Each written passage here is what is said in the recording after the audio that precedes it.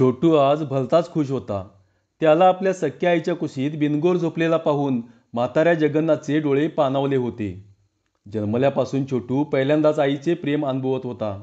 4 वर्षे छोटू फक्त भीतीच्या छायेखाली आणि दडपणात वावरत होता. सावत्र आईने त्याला कधीच प्रेम दिले नव्हते. उलट ती त्याचा दुस्वासच करत होती. पण येथे त्याला खूप मोकळे मोकळे वाटत होते. तुरुंगातून सुटलेल्या बंदिवासाला वाटावे अगदी तसे. येथे त्याला रागवणारे ओरडणारे कोणीच नव्हते. उलट शेजारचे लोकही त्याचे खूप लाड करायचे. त्याला येथे त्याच्या वयाचे अनेक मित्र मिळाले होते. म्हातारा जगन्नाथही त्याच्याबरोबर लहान मूल होऊन खेळायचा. आज तो त्याला शेजारच्या बागेत फिरायला घेऊन आला होता. आजोबा, येथे खूप छान वाटते. कोणती जागा आहे ही? कोठे आलो आहोत आपण? बाळा, आपण तुझ्या आजोळे आलो आहोत. तुम्ही मला यापूर्वी का नाही घेऊन आलात इकडे? त्याच्या त्या निरागस प्रश्नाने जगन्नाथ निरुत्तर झाला होता. होय बाळा, चूक झाली माझी. आपण इकडे यापूर्वीच यायला हवे होते. म्हातारा जगन्नाथ आपल्याच विचारात गळून गेला. त्याच्या नजरेसमोर सारा भूतकाळ फेर धरून नाचू लागला. खायला कार आणि भुईला भार. सुनेचे हे बोल त्याच्या फार जिव्हारी लागले होते. त्याचा स्वाभिमान सुनेकडून वेळोवेळी पायदळीत उडवला जात होता. पण म्हातारपणामुळे त्याला लाचारीने ते सर्व ऐकून घ्यावे लागायचे. आयुष्याचा त्याला कंटाळा आला होता. जीव द्यावा आणि हे लाचारीचे जीवन संपवावे असे त्याला खूप वाटायचे.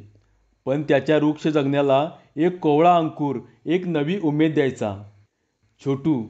छोटूचा लढीवाळ हट्ट, त्याचे निरागस डोळे, निष्पाप हसरा चेहरा आणि बोबडे बोल म्हाताऱ्या जगन्नाथचे दुःख हलके करायचे. आपल्या जाण्यानंतर त्याचे काय होईल हा प्रश्न त्याला या विचारापासून परावृत्त करत होता. 4 वर्षाचा छोटू त्याच्या जगण्याची उमेद होता. नियतीने जगन्नाथबरोबरच छोटूवरही खूप अन्याय केला होता. जगन्नाथची पत्नी रमा आजारपणात 6 वर्षापूर्वीच देवाघरी गेली होती आणि 4 वर्षापूर्वी छोटूच्या जन्मानंतर काही महिन्यातच राजीवशी थोड्याशा मतभेदाचे निमित्त झाले आणि स्वाभिमानी स्मिता ही छोटू आणि राजीवला सोडून कायमची देवपूरला गेली होती. जगन्नाथचा मुलगा राजीव आणि जगन्नाथवर इवल्याशा छोटूची जबाबदारी येऊन पडली. राजीव नाईलाजाने छोटूला आपल्या वडिलांच्याकडे म्हणजे जगन्नाथच्या हवाली करून नोकरीसाठी दिवसभर घराबाहेर राहायचा.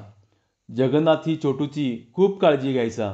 दिवस सरत होते, पण सरणाऱ्या दिवसाबरोबरच जगन्नाथ आणि राजीवचा त्रासही वाढतच होता. रोजचे जेवण, भांडी कुंडी, कपडे लत्ते ही सर्व कामे त्यांनाच करावी लागायची. ऐन तारुण्यात संसार सुखाला पारख्या झालेल्या तरण्या-ताट्या राजीवकडे पाहिले की जगन्नाथचे बापाचे हृदय पिळवटून जायचे. स्वाभिमानी स्मिता आता परत येणार नाही याची त्याला खात्री होती. स्मिता गेल्यापासून घराचे घरपणच हरवले होते.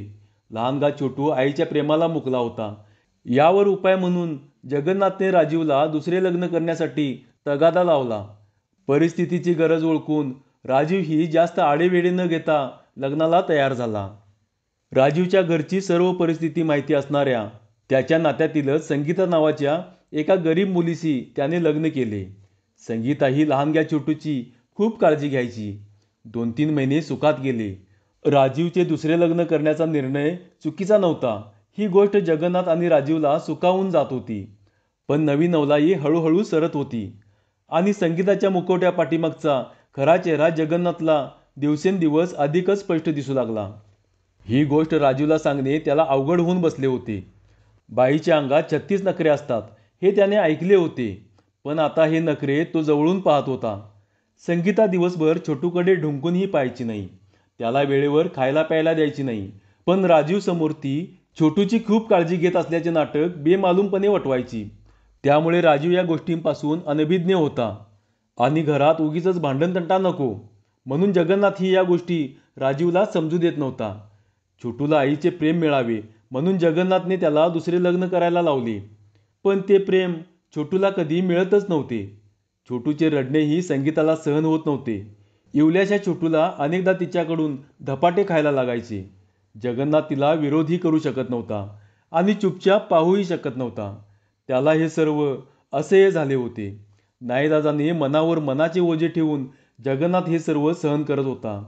दिवस असे सरत होते. लहानगा छोटू हळूहळू मोठा होत होता. आता तो 4 वर्षाचा झाला होता. पण संगीतालाही आता स्वतःचे बाळ असावे असे वाटत होते. त्यासाठी ती राजीवकडे लकडा लावत होती. पण तिला बाळ झाले तर तिचे छोटूवरील प्रेम कमी होईल. ती त्याच्याकडे लक्ष देणार नाही या विचाराने राजीव तिच्याकडे दुर्लक्ष करत होता. त्यामुळे तिचे जगन्नाथ आणि छोटूला त्रास देणेही वाढतच होते. संगीता आता समजून चुकली होती. जोपर्यंत छोटू आहे तोपर्यंत आपल्याला बाळ होणे शक्य नाही. पण जर छोटूच नाही राहिला तर आपल्याला बाळ होण्यातला मोठा अडसर दूर होईल. पण हे कसे शक्य आहे? काय करावे म्हणजे हा अडसर दूर होईल? तिच्या डोक्यात विचारांची चक्रे जोरजोरात गरगरत होती. आणि त्यावेळेपासूनच घरात छोटूचे अपघात सत्र सुरू झाले. कधी त्याला इस्त्रीचा शॉक बसू लागला, कधी तो जिन्यावरून पडू लागला. पण ऐनवेळी जगन्नाथ मत्तीला धावून यायचा. या गोष्टींच्या पाठीमागे संगीताचाच हात आहे याची त्याला भनक लागली होती. आपण प्रत्येक वेळेस छोटूला वाचवू शकणार नाही याची त्याला कल्पनाही होती. म्हणूनच त्याने छोटूला संगीतापासून कुठेतरी दूर घेऊन जाण्याचा निर्णय घेतला. आणि एक दिवस तो संगीताची नजर चुकवून छोटूला घेऊन तडक देवपूरला स्मिताकडे रवाना झाला. इतके दिवस आईच्या प्रेमाला पारखा झालेला छोटूही आता खूप खुश होता. इतके दिवस आपल्या पाठीमागे छोटूचे कसे होईल ही काळजी जगन्नाथला सतावत होती. पण आता तो या काळजीतून मुक्त झाला होता. आजोबा, छोटूच्या हाकेने आपल्याच विचारातील जगन्नाथ भानावर आला. काय रे बाळा? आजोबा, आपण बाबांकडे जाऊया. छोटूच्या त्या वाक्याने जगन्नाथ दचकलाच. बाळा, आपल्याला आता त्याच्याकडे नाही जाता येणार. पण का आजोबा? छोटूच्या प्रश्नाने जगन्नाथ निरुत्तर झाला. स्मिता ही छोटूच्या त्या वाक्याने चांगलीच दुखावली होती. छोटू, उगाच आजोबांना त्रास देऊ नको. तू झोपावं आता. आणि एक गोष्ट ध्यानात ठेव, पुन्हा बाबांकडे जायचे नाव काढायचे नाही. आई, आजोबा, मला बाबांच्याकडे जायचं आहे. छोटू हट्टालाच पेटला होता. का रे बाळा, तुला मी आणि आजोबा नाही आवडत का? आवडताय, पण मला बाबाही खूप आवडतात. स्मिताला छोटूला कसे समजावे ते सुचत नव्हते. जगन्नाथ ही हताशपणे छोटूकडे पाहत होता. बाळा, आपण बाबांच्याकडे नाही जाऊ शकत. तुझी सावत्र आई आपल्याला तेथे नाही येऊ देणार. ठीक आहे, मग बाबांनाच इकडे बोलवा. छोटूच्या त्या वाक्याने स्मिताचे डोळे विस्फारले गेले. हताशपणे खाली मान घालून बसलेला जगन्नाथही खाडकन भानावर आला. त्याची सैरभैर नजर स्मितावर स्थिरावली. ती एका वेगळ्याच दुनियेत हरवली होती. कदाचित पतीविना अधुरा असलेला आपला संसार छोटूच्या बाबासहित पूर्ण झालेले स्वप्न ती पाहत होती. खरेच राजीवचेही तिकडे एकट्याचे मन रमत नसेल. संगीताच्या कटकटींना तो वैतागला असेल आणि छोटूची आठवण त्याला स्वस्थ बसू देत नसेल. जगन्नाथ स्वतःच्याच विचारात हरवला होता. आजोबा, बोला ना काहीतरी. आपल्याच विचारातील जगन्नाथ भानावर आला. सुनबाई, बरोबर बोलतोय छोटू. जगन्नाथच्या त्या वाक्याने विचारात पडलेली स्मिता झटका बसावा तशी भानावर आली. मामंजी, आहो पण पोरी, त्याच्या इकडे येण्यातच त्याचे आणि आपल्या सर्वांचे सुख आहे. जगन्नाथ कसला तरी ठाम निर्णय घेऊन उठून चालू लागला. आजोबा, कोठे चालला आहात आपण? बाळा, तुझ्या बाबांना इकडे आणाय चाललोय मी. हे, माझे बाबा येणार. आई, माझे बाबा येणार. लहानग्या छोटूच्या आनंदाला पारावर राहिली नव्हती. तो आनंदाने ओरडत इकडे तिकडे धावत होता. पण आता पुढे काय होईल या विचारातील स्मिता धपापत्या हृदयाने जगन्नाथच्या पाठमोऱ्या आकृतीकडे पाहत होती. राजीवच्या येण्याने स्मिताचा अपुरा राहिलेला संसार आज खऱ्या अर्थाने पूर्ण झाला होता. स्मिता आणि छोटूला पाहून राजीवचा आनंद गगनात मावेनासा झाला होता. छोटूलाही आता आपल्या आईवडिलांचे प्रेम मिळत होते. सर्वजण खूप आनंदात होते. पोराचा तुटलेला संसार नव्याने चालू झालेला पाहून जगन्नाथचे समाधान त्याच्या दोन्ही डोळ्यातून बरसत होते. इकडे संगीताला मात्र खूप पश्चाताप झाला होता. राजीव, छोटू आणि जगन्नाथ तिला सोडून गेल्यामुळे अगदीच एकटी पडली होती ती. तिला तो धक्का सहन होत नव्हता. राजीवच्या जाण्याच्या बातमीने तिच्या घरात गर्दी केली होती. ही घटना केव्हा आणि कशी घडली? इन्स्पेक्टर जाधवांच्या करड्या आवाजाचा संगीतावर काहीच परिणाम होत नव्हता. ती मक्कपणे बसूनच होती. काहीही न बोलता तिने एक कागद इन्स्पेक्टरांच्या समोर धरला. इन्स्पेक्टर जाधव तो कागद घेऊन वाचू लागले. संगीता, प्रिय म्हणण्याइतपत तुझी पात्रता नाही आहे. खूप त्रास दिलीस तू छोटू आणि बाबांना. छोटूने भीतीपोटी आणि बाबांनी माझा संसार मोडू नये म्हणून मला कधी याची साधी कल्पनाही दिली नव्हती. तुला मूल हवे होते आणि छोटूकडे तुझे दुर्लक्ष होईल म्हणून मी नको म्हणत होतो. म्हणून तू तुझ्या वाटेतला अडसर दूर करण्यासाठी छोटूला ठार मारण्याचा प्रयत्न करत होतीस.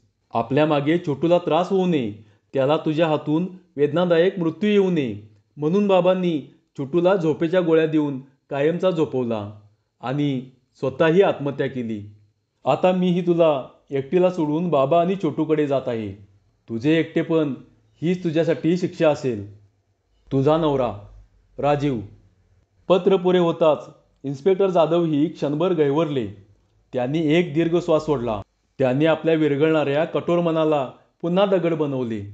कॉन्स्टेबल, अटक करा या बाईला आणि राजीवची डेड बॉडी खाली उतरवून पोस्टमॉर्टमसाठी पाठवा.